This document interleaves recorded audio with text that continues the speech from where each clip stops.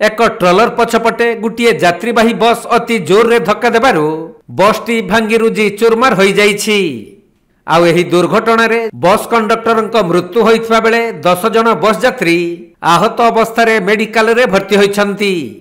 Sambalpur Cuttack 55 number जातीय राजपथर रेढ़ाखोल लुहापंक छक निकट में घटी एहीपरी भयंकर दुर्घटना।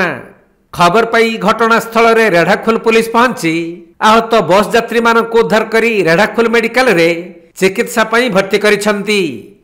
तबे बसटी भुवनेश्वर संबलपुर अभिमुखे जाउथबा बेले लुहापंक छकरे विलंबित राति रे घटिथिला एहीपरी दुर्घटना। बस रे 34 जन यात्री थिले भी अन्य माने सुरक्षित थिबा जଣା पड़िछि। सेपटे मृत बस कंडक्टर परिचय मिली पारि नाही।